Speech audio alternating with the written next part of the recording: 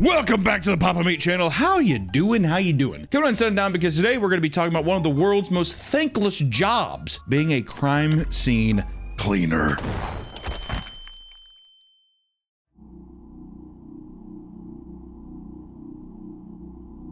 Everybody loves true crime nowadays. People will happily sit and watch hours upon hours of content about serial killers, hacking people up to bits, people getting murdered, everything, and they're just like, that's weird. There's the true crime scene. But do they ever think about how gruesome the aftermath is, huh? Well, luckily one job profession, you have to. What many people don't realize is that cleaning up after blood-soaked crime scenes can't be done by just anyone. There are companies whose sole purpose is taking on this type of job, and you'd be surprised at how intense and dangerous it can get. I find this hard to believe, but crime scene cleanups didn't really exist until the 1960s. So everything before that, they're just like, we'll have somebody else clean it up.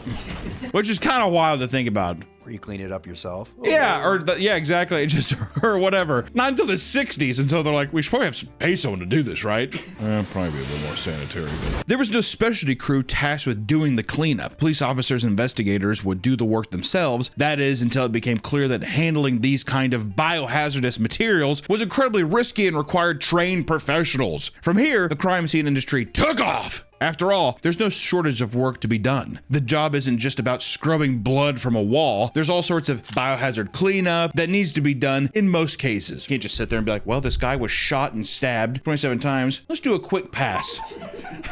He was sitting here for 3 weeks, so his skin is a part of the carpet. Let's do a quick pass. Get the scrub daddy and a wet cloth. We'll be out here in 5 minutes. Like someone's entire imprint, like one of those Hiroshima shadows or something like that. You're like, oh, that's gonna come right out. And very often the Hiroshima shadows or something like that. You're like, oh, that's gonna come right out. It very often includes cases of natural death, as well as even deceased hoarders, sending in entire crews out to sort out all the piles of belongings. Not only that, but because the job is required after the loss of a life, crime scene cleaners must also be trained to give emotional support and resources to the families during the worst moments of their life, which I will say the first or second round of the cleaners, that must have been pretty brutal for the recipients. So, sorry. I'm new to this, I'm sorry.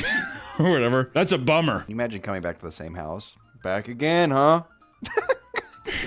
Hate to say deja vu, but here we are again. Today, you can find ads for crime scene cleaner jobs plastered all over social media, giving promo codes for training discounts underneath before and after pictures of straight up murder scenes. It's an awesome kind of way of being like, you want to get into this? Also, that would be a job too, where I'm like, there must be help wanted posters everywhere. Someone please help us.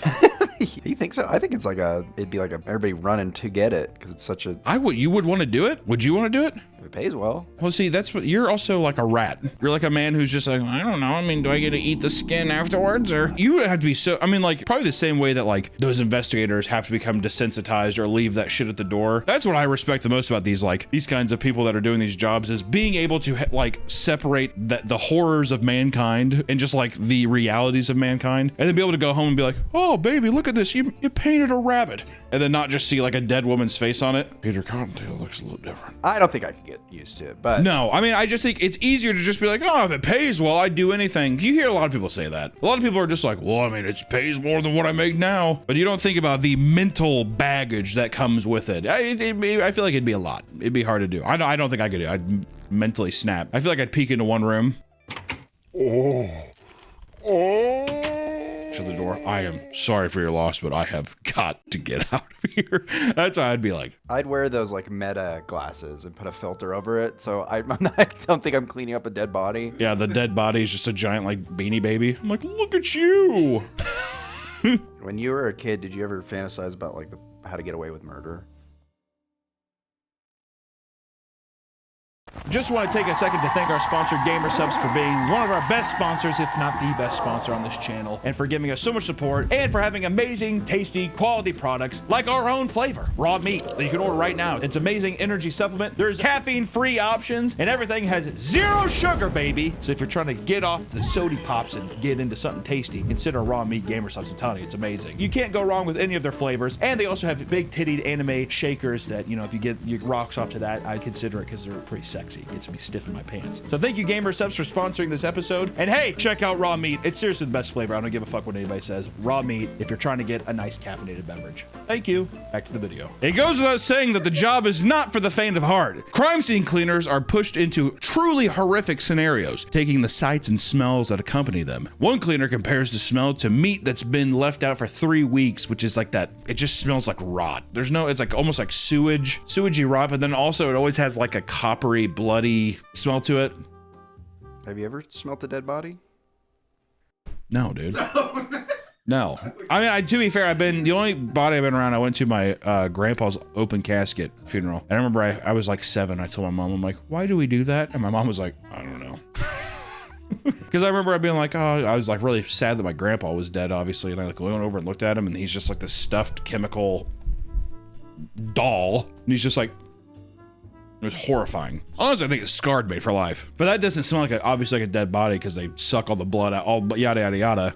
But no, I haven't smelled a dead body. This, on top of hearing from traumatized friends and family members, can do serious mental damage. Cleaners are also expected to be in this environment between several hours to several days, depending on how big the job is. It's not all uncommon for CSC workers to get some form of PTSD due to the nonstop trauma that they are tasked to face. That would be a mental hurdle too. Look at your work schedule. 1 day there. Yeah. 4 days. It's like, that's going to be a gruesome fucking scene. I just had a guy who like shit himself to death. It was a quick in and out. And this is like, oh, this is a whole family that died from like a murder or something. And you're like, oh, fun. I can't wait to unpack that later in life because I feel like there's no way it would be impossible. I'm very, very much fine, like realizing right now, these CSC workers, whatever, have the mental fortitude of gods. Like, I don't know how you could do it. I couldn't. I'm going to change my answer to no. You can't change your answer, Nick. You know why you also can't change your answer is because you've asked, like, ever fantasize about getting away with killing somebody? You ever smell a dead body, Hunter? Also, before we were recording this, I just want to say, Nick was sitting in his chair doing this. Oh. And I was like, what's going on? He's like, it's my testicles. I was like, are you having testicular torsion in front of me right now? He's like, so what do we want to do with this? I'm like, don't give me thoughts of war. He's like, ooh. Just sitting there, not moving, having testicular torsion. Go to a doctor. I'm fine. It doesn't hurt anymore. The pain, he subsides, Hunter.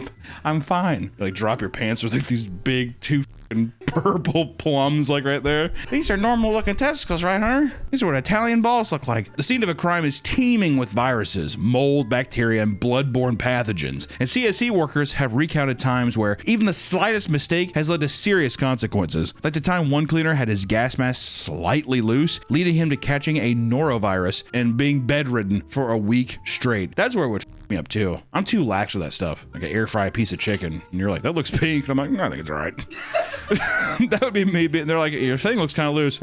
It's covered. I would be the person where then it's like, cut to a week later, I'm completely bald in the bed, just like, I feel thin, Nicholas. Is what I would say. You might be wondering why anyone would subject themselves to this type of chaos day in and day out. Well, it turns out that crime scene cleaning can be financially lucrative. Which fucking better be. When I was reading this made me think.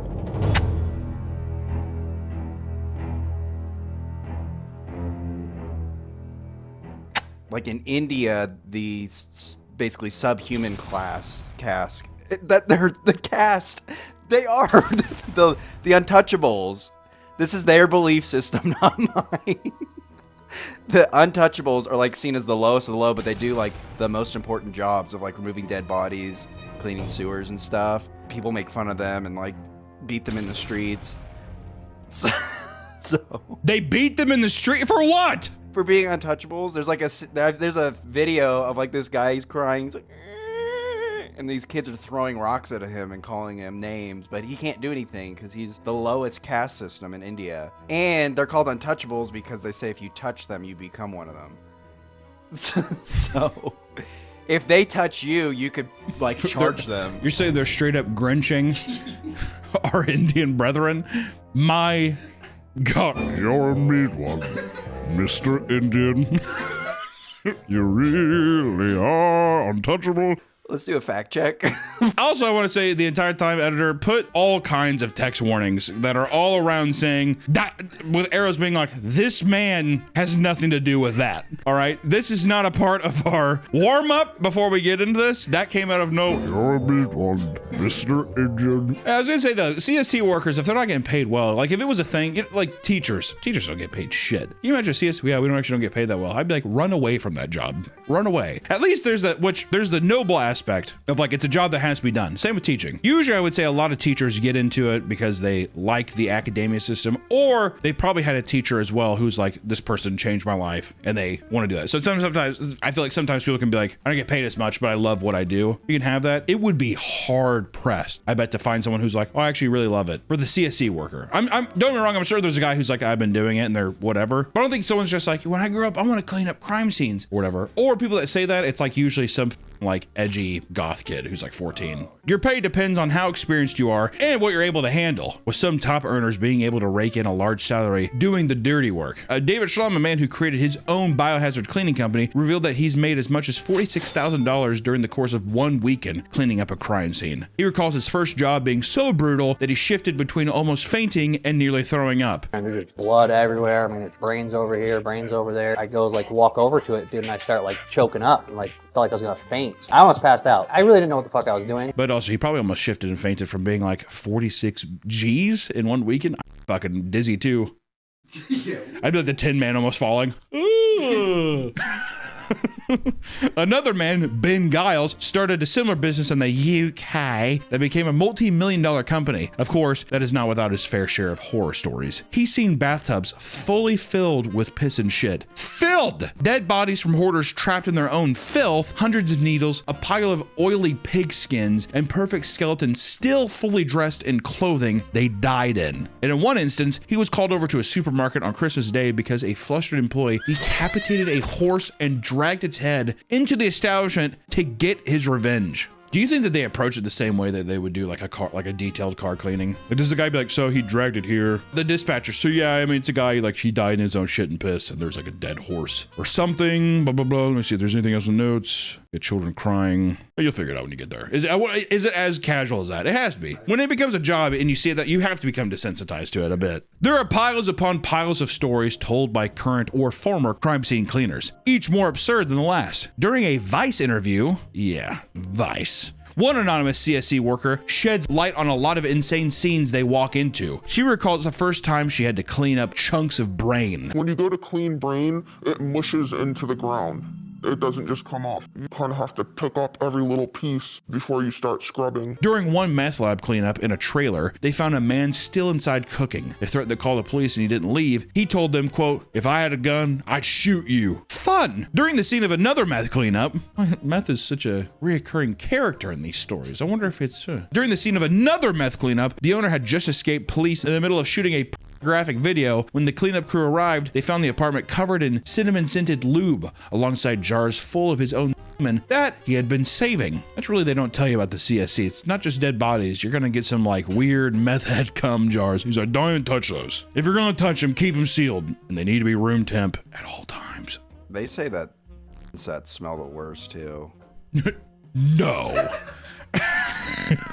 What? I can't believe it. Just constant moisture? All right. On pleather couches. All right, I'll believe it. 32-year-old Scott Vogel claims that he's been doing it for so long that he no longer feels the need to wear heavy-duty respirators, instead opting for a thin mask because he can no longer carry out the smell of death and gore. I also wonder how much of that, too, is because of the chemicals you use. Adam, comparing Adam to a CSC worker, Adam, aka Creature Kid, I think that he's consumed so many, or not consumed, but it's like he's been around so many of the chemicals or fumes that I think that it's just, he doesn't have any smelling left, or so he can't even smell it. When I was getting my like prosthetics made on my for the short film, whatever, it was insane. Like it'd be like, oh yeah, it'd be crazy. Or it'd burn your eyes, and he's like, I don't even smell it now. It was just like all in his face, and he was just applying it, which is just. But that's what I mean is like, I bet you anything, he's just like, I don't. Why even put the respirator on? I can't even smell it anyways. Mike Andrews, who's part of one of the longest running crime scene cleanup emergency response units, has seen all sorts of insane things. For example, one hoarder home he attended had a ceiling high pile of used condoms. In another instance, a deceased man had hundreds of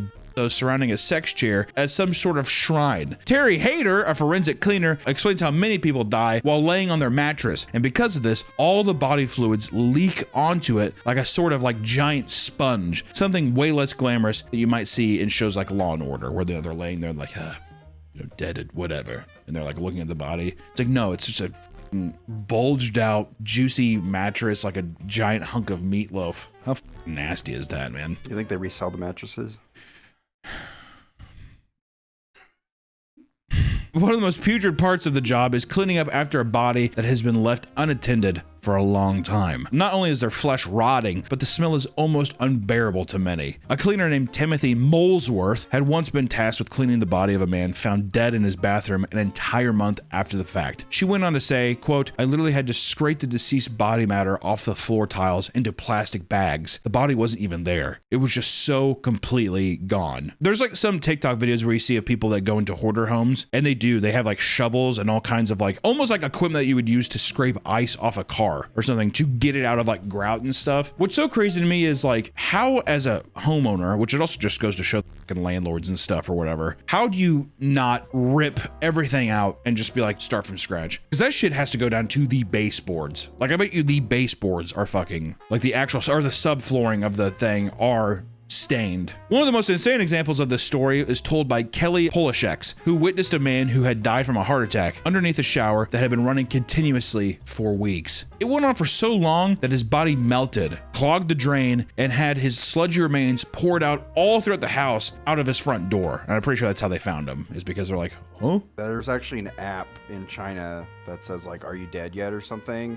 Basically, you check in every day. Oh, wow. And to see if you're alive, and if you don't check in, they have someone come. This is, I feel like a lot of people hear about this, but people that are, I live by myself in New York, in like a giant apartment complex, which also has tons of people smoking, doing whatever, which might hide the smell a little bit, or it's like funky and you're like, God, my neighbor's smelling like shit. I would be like, it's mandatory.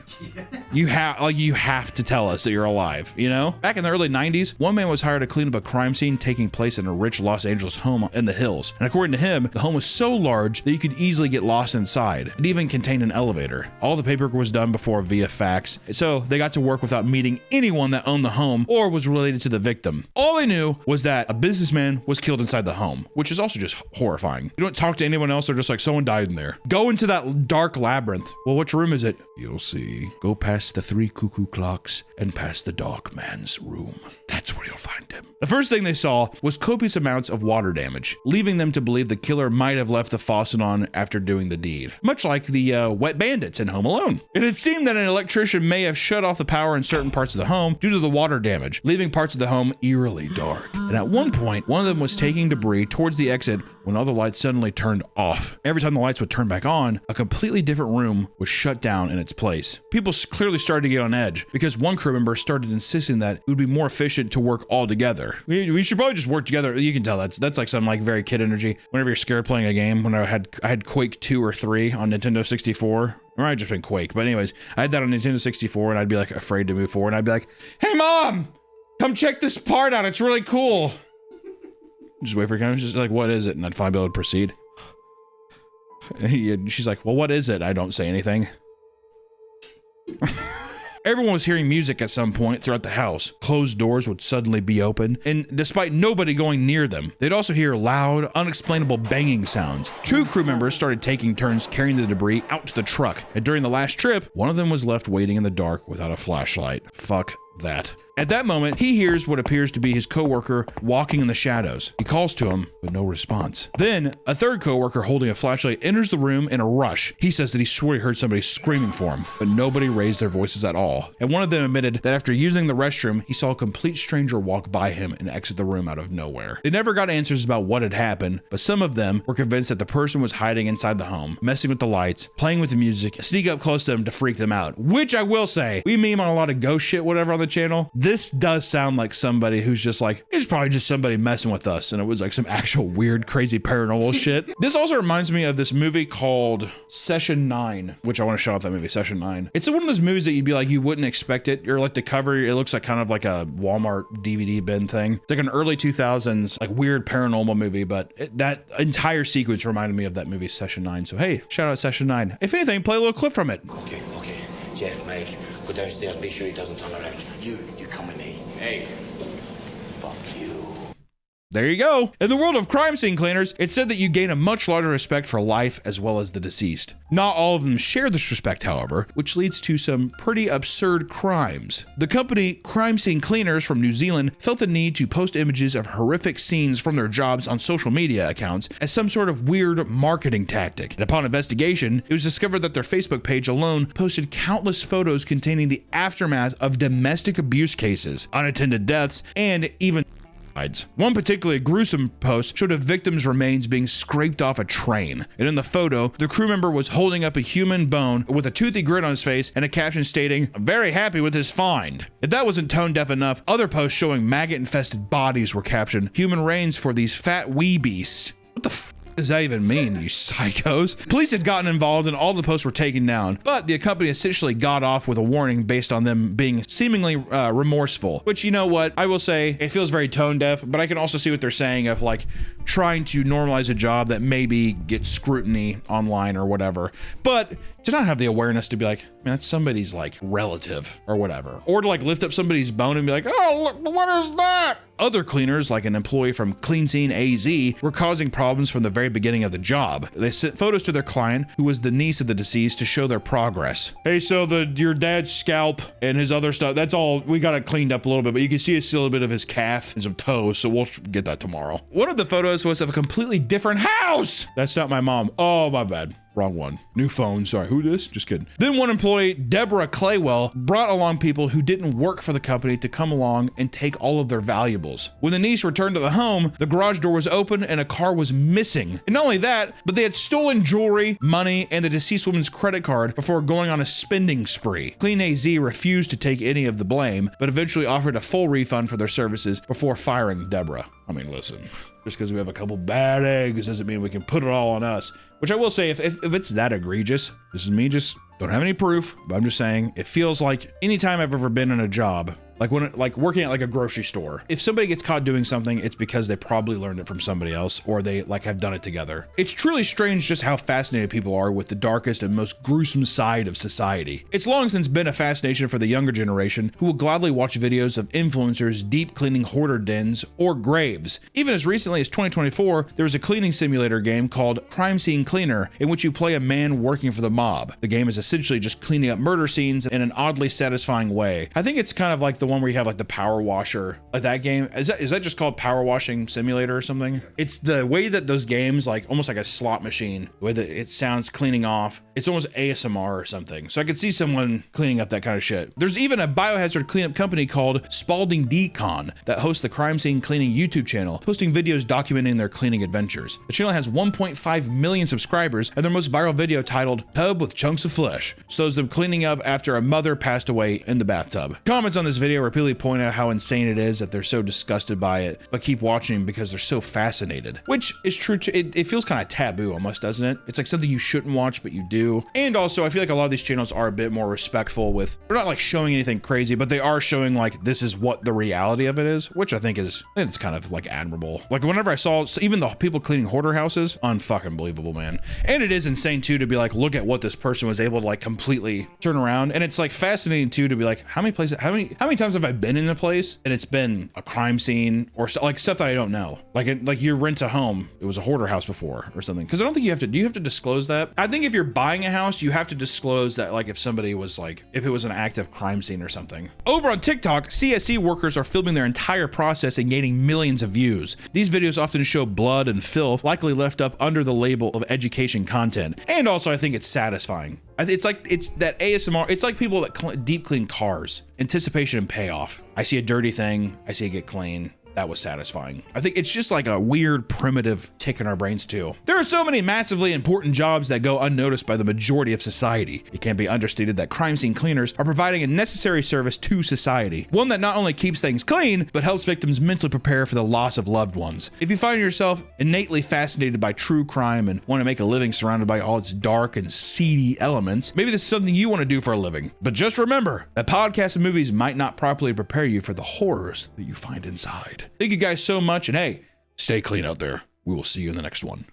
Bye-bye.